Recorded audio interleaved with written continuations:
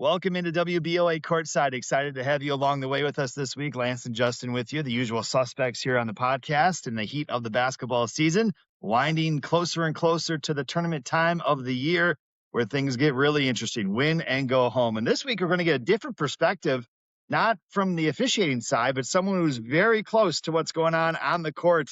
He's literally right there, usually at the table, doing the announcing at local games throughout southeastern Wisconsin. A long career in broadcasting and being a PA announcer at local games. It is Dan Pfeifer who joins us this week on WBOA Courtside. And Dan, thanks for giving us a few minutes to give us the perspective of the announcer. Let's take it back to the beginning, all the way back to 2000, a teenager at Brookfield Central, the statistician. Is that where it all began?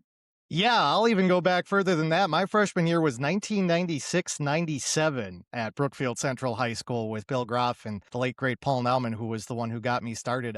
It was funny. My freshman year of high school, I'll tell the quick story. I grew up a huge sports fan, but not an athlete. I did not miss a televised Packers game through the 90s. I was a big Marquette fan, went to at least one or two UWM games every year. That's how into it our family was. But I'll tell you, my freshman year of high school, I went to all of one high school football game. And I think that's kind of funny now, considering that I now host a high school football post-game show on iHeartRadio that airs around the state of Wisconsin on 10 different stations. It was the basketball coaches that got me involved. Paul Nauman, as I mentioned, he was a gym teacher, and he said to his class it was his retirement year and that he had asked every one of the 30 years that he had taught gym classes if he could get statisticians, and he never once got one until his final year, and he got two, myself and a gentleman who's now a lawyer out in New York State by the name of John Steinberg. But from that moment on, it felt like what I was born to do, and now I do a lot of PA announcing and statistics work and whatnot. During the basketball season, I'm busy 4 or 5 nights a week with a number of different high schools around the area. I also work with Marquette University and the Milwaukee Area Technical College for MATC. I'm an announcer for Marquette. Pretty much wherever they need to fill me in, they fill me in. Most of the time that's on the stats crew, but sometimes it's on shot clock. For women's basketball, they even have me DJ once in a while. Yeah, I'll tell you, you got to be a different kind of gym rat to do the stuff that I do, but I love it, and that's why I'm at it so many nights out of the week. The statistician is behind the scenes. You're not out and about in front of everyone. Your voice isn't being heard. How did that transition happen where you then got the microphone and now you're out announcing what's going on in front of everybody? I had both skills kind of in my toolkit. And one of the things I say is that I feel like I was given the right tools from a very early age to be an announcer. My mom taught me to read at the age of 3, and my dad did communications in the Army. Not only that, he was going to be the starting point guard his senior year of high school at Marquette High in Milwaukee, except his dad had an illness and he had to stop playing basketball. But you combine all of those different factors, and the announcing side was a very big part for me. The statistics side, I'm a math and science guy. It takes people by surprise when they hear that I'm actually an introvert by trade, but then I tell them I'm also sitting alone most of the time at the table, either announcing or doing stats, doing something that a lot of other people aren't doing. Always had the voice for it. Announcing is probably what I enjoy the most, but I enjoy the stats side as well. And I'll tell you, when it comes to the college level, when I'm working with Marquette men's basketball games in particular, when you're at the scorer's table, you're right there in the middle of the action, 18,000 people around you. You have to be loud in order to be heard. At the college level, there's at least 2 people, oftentimes 3, and for Marquette men's basketball, they utilize 3 people that are communicating with each other. One's on the computer, inputting the stats into the NCAA database that goes out to ESPN.com and team websites. When you see live stats, that's what that is. And then you have 2 other people who are working with telling that one person what's all going on because they're looking at the computer. So you've got an inputter. I work with stats and what I call quality control, whereas if there's something that the other 2 don't catch, I then go and look on the replay and see if I can figure it out or do some double checking.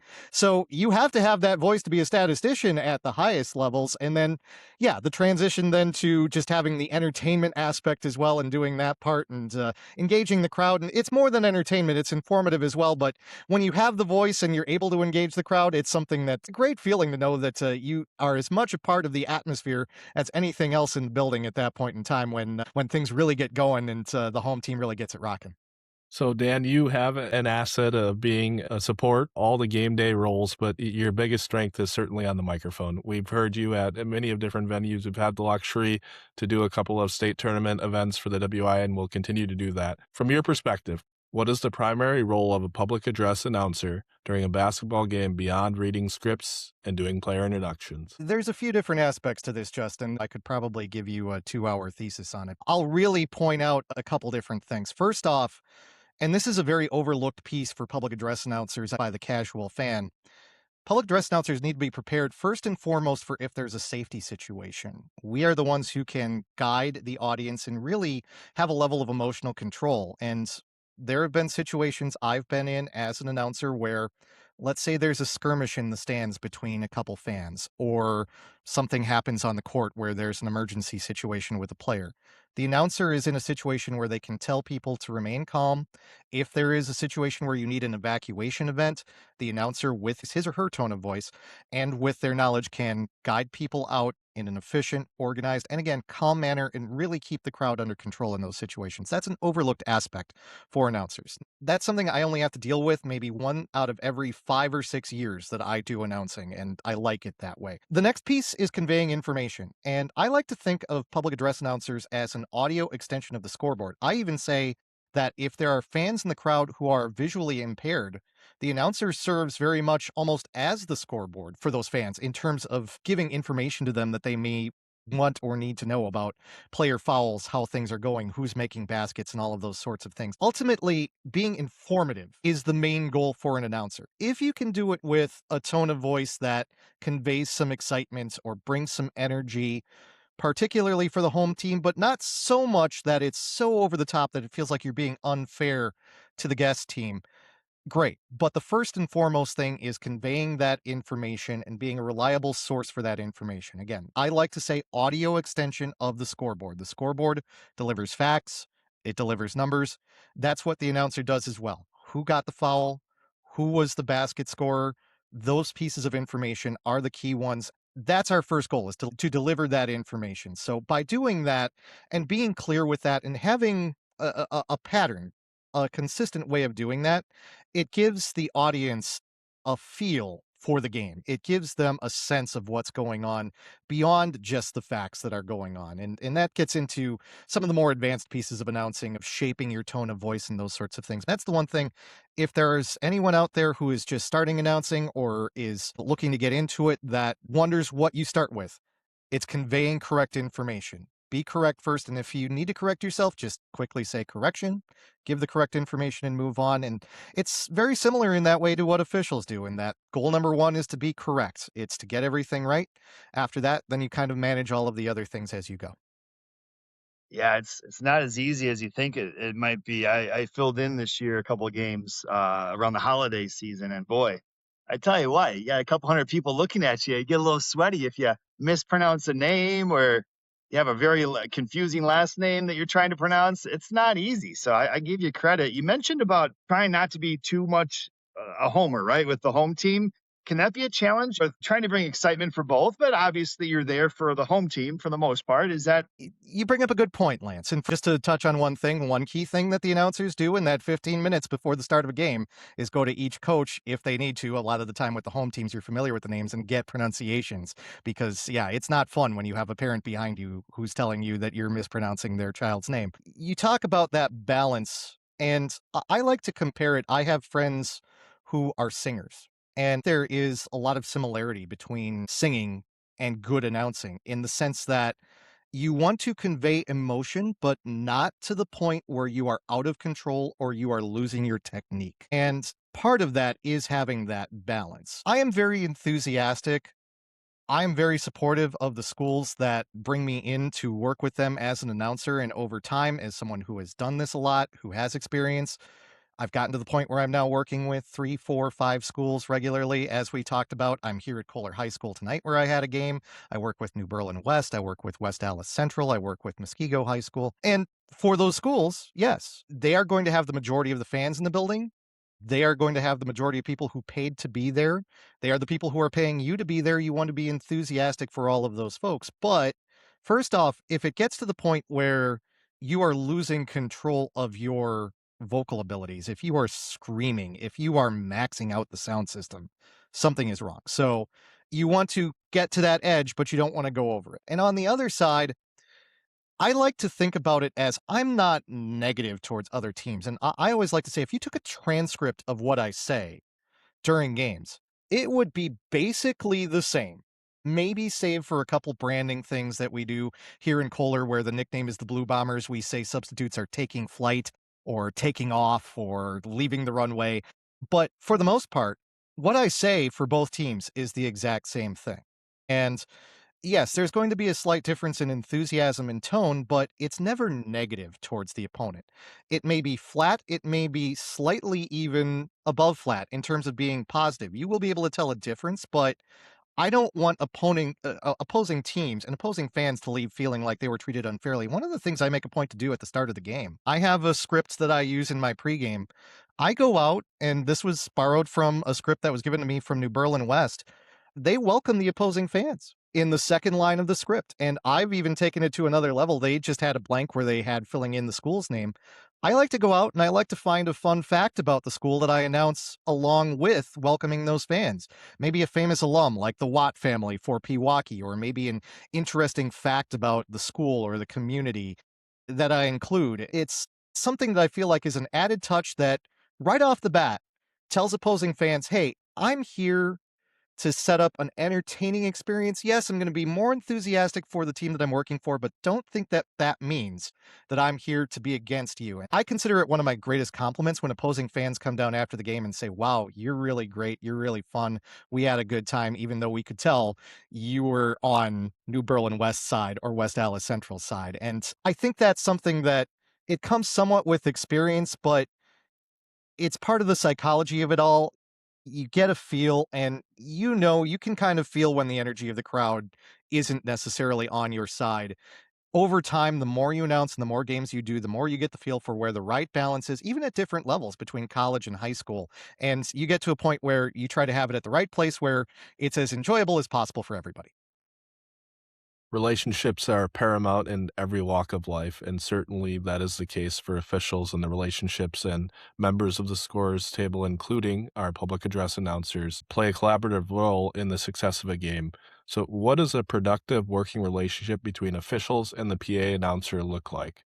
I am a believer in the idea that all of high school sports, announcers, administrators, everyone should be helping the cause of making things easier and better for officials, seeking opportunities for new officials to join their ranks, advertising to head to wiaawi.org/officials to sign up, all of those sorts of things. And so from my perspective as an announcer, one of the things that I like to do when I get to a game, I have a read where I mention the website that I just mentioned, wiaawi.org/officials, and the WBOA, the MMOA, a lot of these officials organizations do a great job as well. I go to the officials and I ask for their names and I announce their names. Understandably, if an official doesn't want to have their name out there, hey, I'll let you call yourself Joey Crawford or Pat Driscoll if you want to.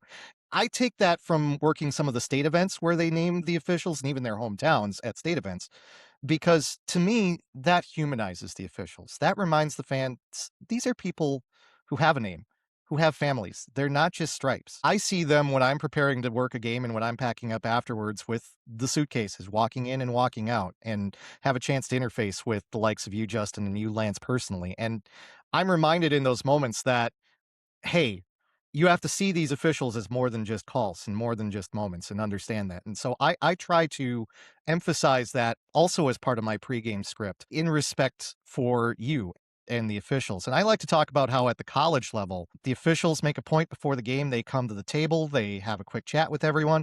I always like to ask the college officials how travel is going for them because they crisscross the country. That's a tough life for the college officials. And they always appreciate that. I like to say that respect breeds respect. And from my perspective, I like to show respect for the officials right away, straight away. In terms of how officials can help us at the table, I say mechanics, and it sounds like something that I think a lot of officials think of as secondary to making the right calls. And it's true. Making the right calls is the first and foremost priority.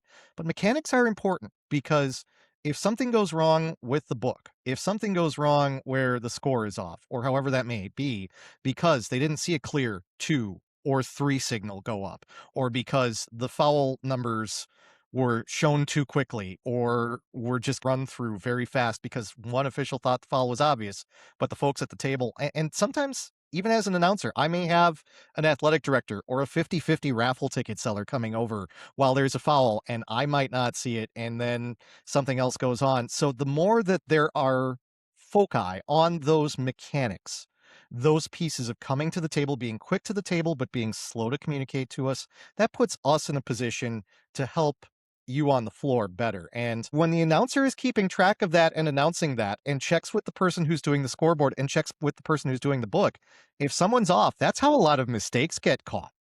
And then everyone makes sure that they're on the same page. Same thing with if there's a foul and the official hears, oh, the announcer said 24 and I meant 14.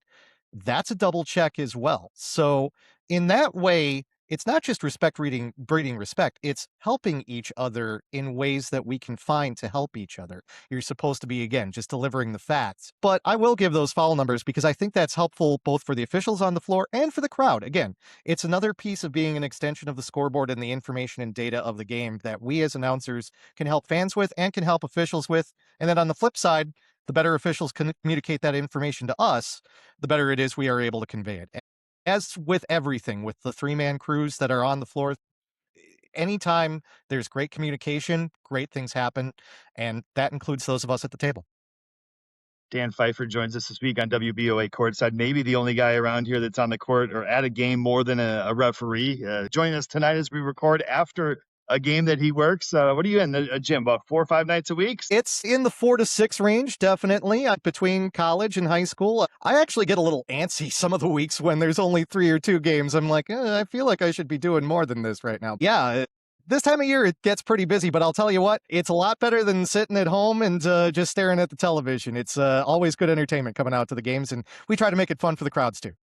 No doubt, no doubt. I can attest to that as being at some of your games. Some of these games, Dan, do get tense, right? We're getting close to playoff time where you win and you keep moving on, you lose, your season's over. What role can an announcer help in a tense situation in a game that could make it a little bit more calming for everyone where they can insert themselves? Well, first things first, and knowing that this is the WBOA Courtside podcast, I'll give this advice to referees, although announcers should kind of have a feel for this if they need to make the move themselves. Also, game managers should know if and when it's time for this. Do not hesitate at any point in time if you're starting to deal with situations with crowds, even on the floor, to tell the announcer to go back to their script. That is the sportsmanship announcement. I have a standard sportsmanship announcement that comes from the WIAA. That's something that can be done. And I would also encourage officials too. We talked about experience. You're going to work with a lot of different experience levels of announcer. I'm someone having worked thousands of games over the course of 25 years. I know when it gets to that point, when we can hear someone behind us that's not giving up, that's starting to really chirp, that there's that step that has to be taken. But if you know you're working with a table staff where it's a sophomore or a junior in high school who wants to do it, but it's his first or second game, they're not going to be assertive enough necessarily to take that step.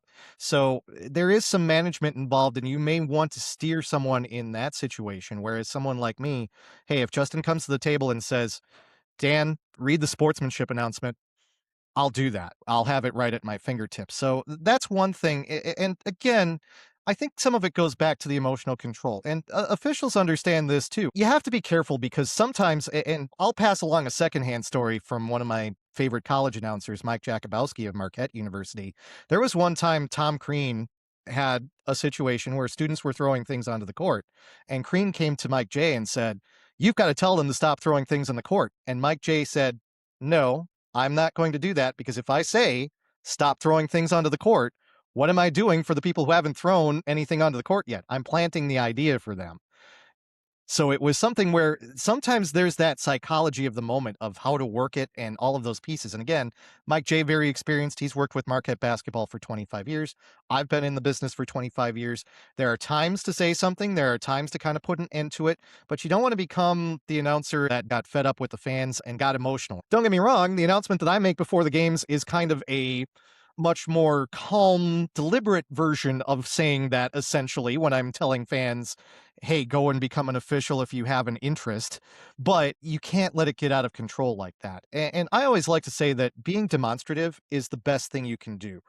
If you need the crowd to calm down, you need to be calm. You need to speak to the crowd in a calm voice. I know officials know that too. If you've got a coach that's very angry, you don't walk up to that coach and you don't start shouting in his face. You listen, you speak to him slowly, and then you move on with what you're doing. And it's the same thing for announcers. So what I would say is don't hesitate, especially if you have an experienced announcer at your table, to utilize that announcer and say, hey, can you go back to the sportsmanship read real quick? We're going to need it for the way that the crowd is right now. And that might be key during some of these tournament games.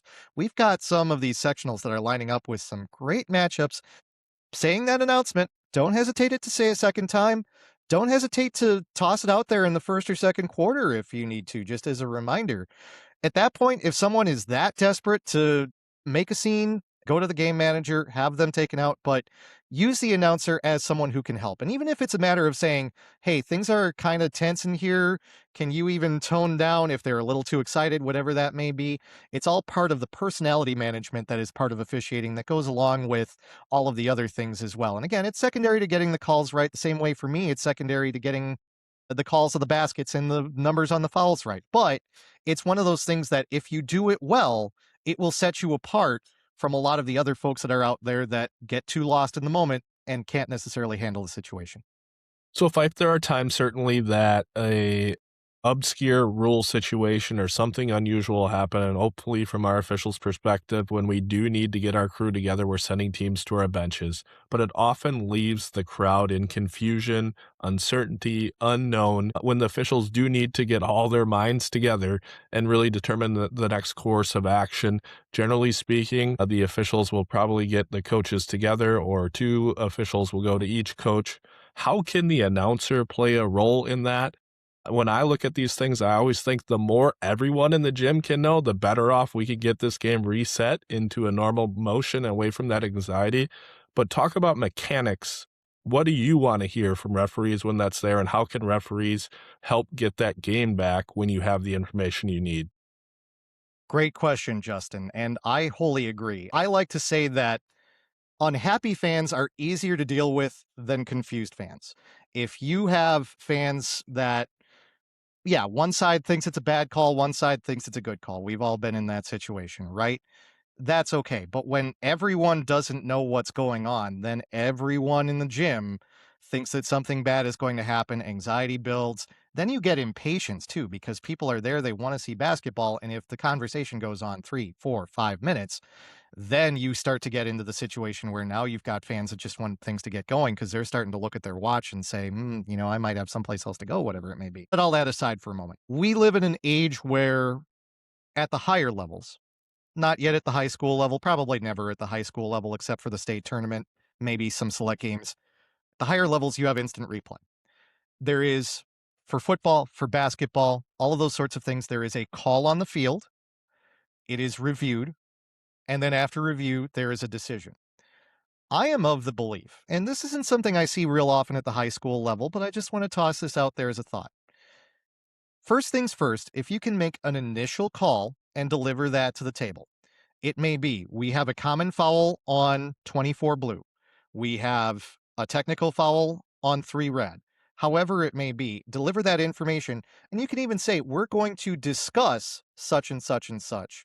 And you can even tell the announcer, don't tell the crowd this, but we are going to discuss whether or not a flagrant foul should have been called in that situation. However it may be, again, a good announcer should take that information and should deliver it to the crowd. And then at that point, they have a ruling, they have something.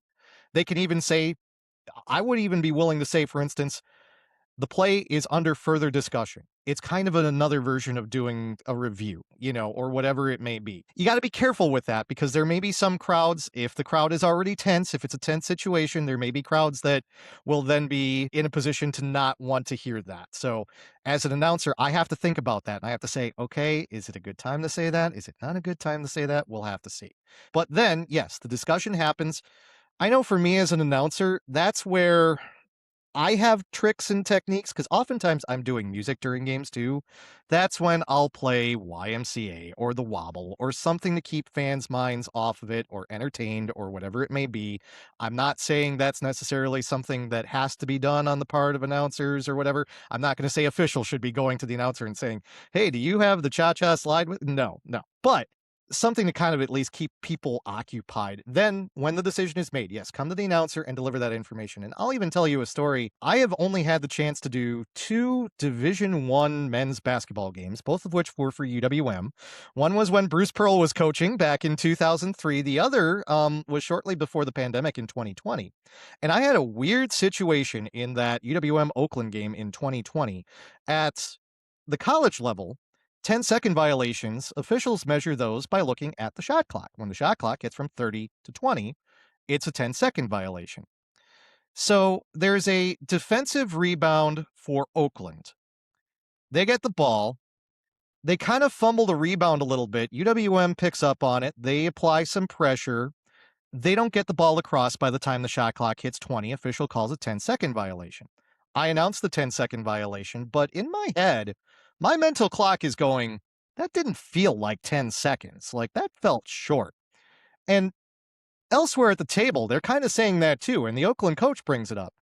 Well, they go to review, and in the ancient building that is the UW Milwaukee Panther Arena, where I think they still have White Way shot clocks, a company that doesn't even exist anymore, they had reset the shot clock after the change of possession, and for whatever reason, the shot clock, and you could see it on video, only reset to 27 seconds. Don't ask me how, don't ask me why, but it only reset to 27 seconds, so it was a 7-second violation, as in they should have gotten 3 more seconds. So after they figured this out, they came over, they explained this to us, and I felt like I was giving a speech to almost like a political speech in terms of I had to take like a minute to explain there was a malfunction with the shot clock, and knowing that the crowd didn't know that the officials looked at the shot clock for the 10-second, such that the shot clock only reset to 27 seconds, meaning that when the shot clock was at 20 seconds, it was not a 10-second violation. Oakland basketball with 3 seconds put back on the shot.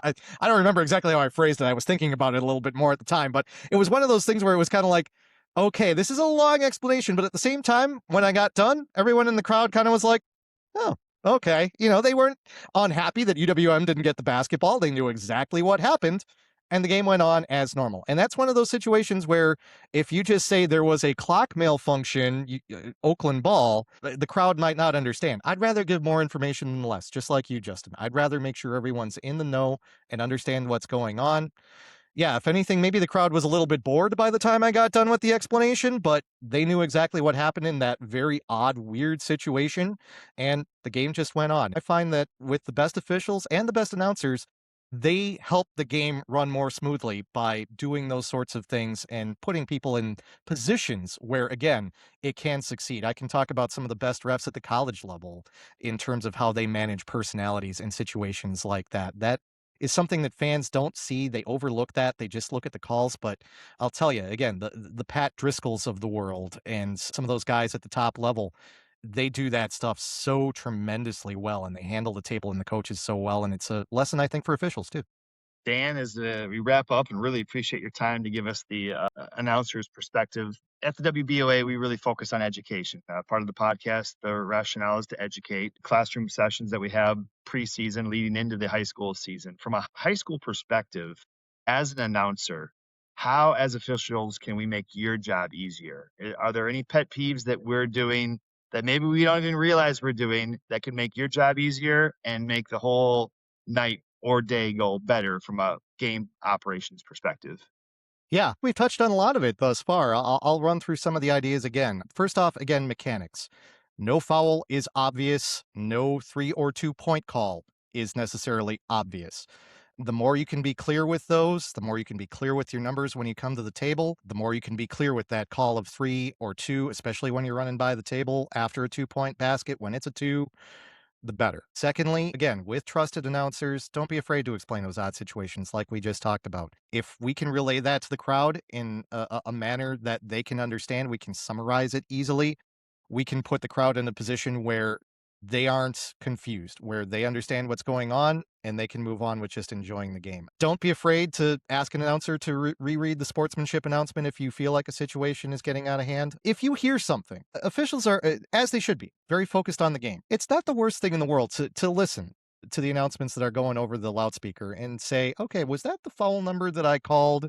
Was that the player that I thought should get that foul? If you have that kind of ability to have that cognition while you're administering a free throw or while you've got your baseline or sideline throw in, hey, it's another double check. And that's something that can be helpful. And if you hear something that's a little bit off, don't be afraid to come to the table and say, hey, did you guys get that as 14?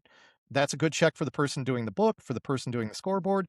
In those situations, that sometimes can be the difference at the end of the game between a player fouling out or being in the game, if there are those little errors. Think of the announcer as your means of communicating with the crowd. If there's something that you're sensing for whatever reason, you're hearing a buzz kind of that moan of agitation from the crowd, think about why it might be going on and then say, okay, if I can say something to the announcer to have them say something to the crowd, whether it be explain a situation, even, it happens once every couple games, right? Ball bounces off the rim, hits the basket standard up above the top of the basket or goes over the backboard. I'll even take the time to explain that. Sometimes even if a player is out of bounds, I'll take the time to explain that as an announcer. I'll say player's foot was in contact with the line and the basketball, Blue Bombers basketball, or whatever it may be. If it's a situation I think of as an announcer that might be confusing for a fan, I try to explain it. If there's something from the official side that you see, yeah, don't be afraid to say to the announcer, what happened. And again, in the case of experienced announcers, they may make a call on their own of, well, maybe we need to say this, or maybe we just need to go with the flow of the game, whatever it may be. But hey, again, we are here to support the officials. I see it as fans come to see the players first. Officials help make sure that the players are in the best situation possible to play the best basketball that they can. And then we're here to support the officials and the players and create great environment for them. And we try and do that. Well, Dan, thank you for doing that for all these years. And thanks for the time here about the announcing perspective. And for all our fans out there who are watching this, listen for Dan at a gym near you very soon. Appreciate it, guys. Yeah, virtual fist bumps to you guys. And I do say fist bumps. I'll tell you one thing from the college level that I'd like to see get to the high school level. The officials at the college level do fist bumps instead of handshakes, less transmission of germs with folks that are going around. So if we can get that going at the high school level, sometimes we get that awkward moment at the table where I go for a fist bump and someone's got the hand and then you get this and then everyone reverses. And I try not to be as smooth as I try to be on the mic. Sometimes the fist bump is a little bit awkward, but I encourage to go with the fist bump with everyone at the table before the game. And it's also a good way of saying, hey, we appreciate what you guys do. We love it when you appreciate what we do. I always say my favorite moment of working any college game, when things go smoothly at the table, usually the trailing official, when there's 20 seconds left and the shot clock is turned off, they come by and they tap on the table a couple times and they say, great job, you guys. And I always make sure to shout back, hey, you too, safe travels. And that's the thing. Respect breeds respect. I have a ton of respect for you guys and the WBOA and everything you're doing to help educate and make officiating better. And very appreciative to have the chance to hop on the podcast. That's Dan Pfeifer this week, our guest on WBOA Podcast, produced by the Wisconsin Basketball Officials Association, organization focused on education, training, and development of officials here in the state of Wisconsin. Learn more about the WBOA at wisboa.net. All views of our guests and our hosts do not reflect the opinions of the Wisconsin Basketball Officials Association. That will do it for us this week. Thanks for tuning in. I look forward to talking basketball with everyone next week right here on WBOA Courtside.